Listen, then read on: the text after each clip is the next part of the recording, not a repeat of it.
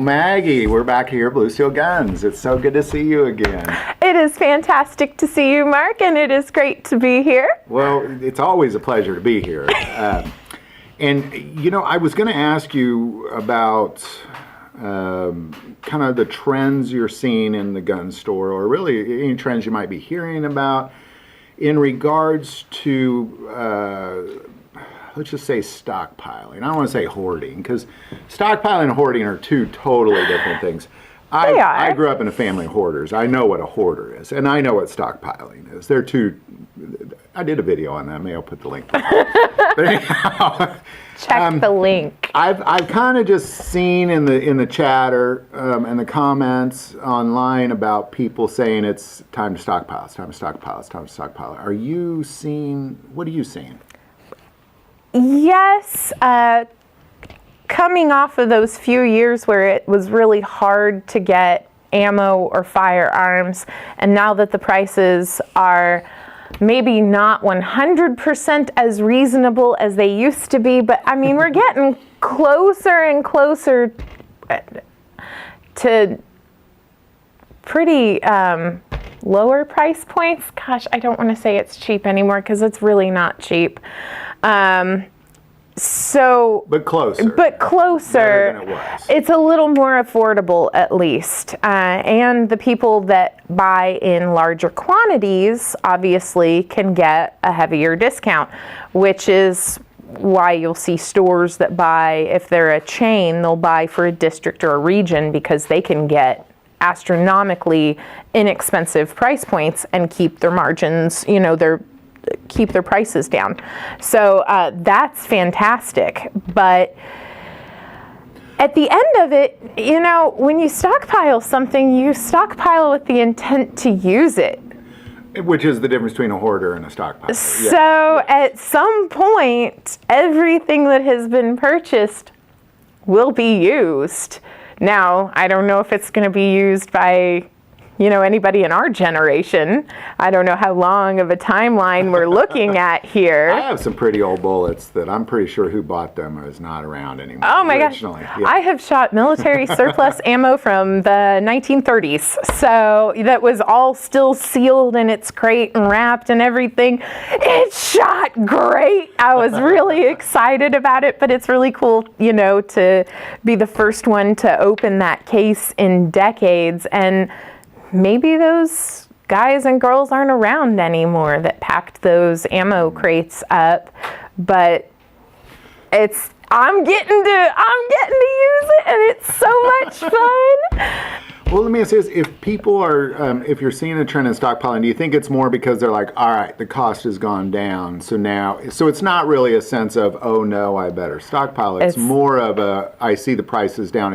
It's time to resupply. It's while it's inexpensive, while I have that coupon, while I'm getting cash back bonus on XYZ card for whatever purchases, start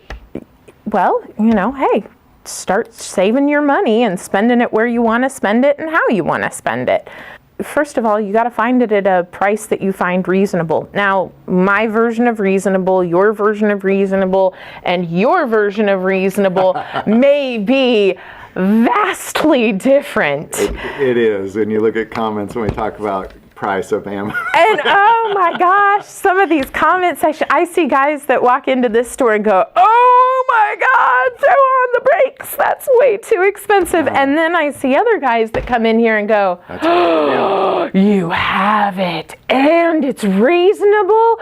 Oh my God, I'll take 50. And how many can I buy? And the answer really is as much as you want, provided you can pay for it. Yeah. So it really is relative. I have a general rule, unless you're getting into like specialty ammo, like 50 BMG or something like. Most deer ammo on down, you shouldn't pay more than $1 a round. $1 a round, you're crossing a line, I think. But I know, so I guess not to get off topic there, but if people are So it really is a sense of they're saying it's time to get it now. Now, do they think that it's going to go up? I mean, is there, like, why now? Don't they think it'll go down more? Or, Well, or are they just running out? It's time to resupply. I've waited this long. It's hit a mark. yeah, so it's time to stock up. Or, as we do progress later into the year and hunting season starts up in earnest throughout the country, people are going to be looking for ammo. And once again, the people that have been shopping since April are going to have a better chance at finding things or already have a supply of what they need versus the people that start looking in November, the weekend of or the weekend before their season starts. And as you recall, I think it was in February, you and I had this, we made a video. We did. It said, start looking early. Yeah. Because I can tell you, I am getting hunting cartridges in, and they're back in stock. It's not $1 around anymore. I'm still not even paying $1 around for it. Ammo, because even back then, you paid, sometimes between $18 to $25 for a box of 20 of like 308 or 30-06. Oh, God. But those are the ones where you're kind of like, that's why I said deer ammo on down.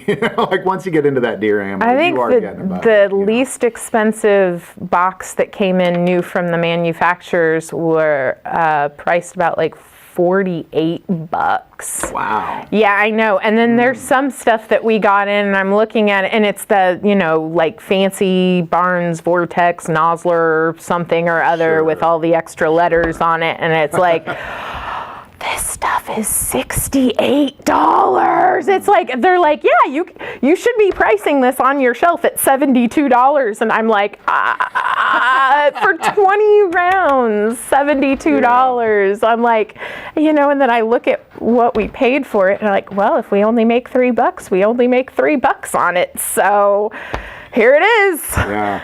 Well, I'm glad to hear that. Just that, because what I did not, when we had all those new gun owners and all the, everybody went out and bought it. The problem, I'm all for people going out and buy guns and ammo. When you see that, that is good news. I don't like the panics. Like this idea that people are like, oh no, like we better go do this, thing with guns and ammo. That I didn't like. I actually stayed away from the industry for quite some time because of that. So I'm glad to hear that the cause is really more like, well, wait, cost has gone down, so, so therefore it seems wise to stock up now, versus where we're, oh no, we better start stocking up because of whatever. So that's good. Well, gosh, Maggie, thank you so much for sharing that. You're always such a wealth of information, You're so welcome. And it's interesting to watch, and it's good to have some understanding in it. So this is the best freaking circus I've ever had the chance to watch, for sure. That's right. It's like you're like the greatest showwoman. This is the best circus on both sides of this counter. Let me tell you, nothing like it. Yeah. So. Well, thank you. We really appreciate you. Well, thanks. I appreciate being here. All right. We'll talk to you next time. All right, Mark. All right. Thank you. Bye, everybody.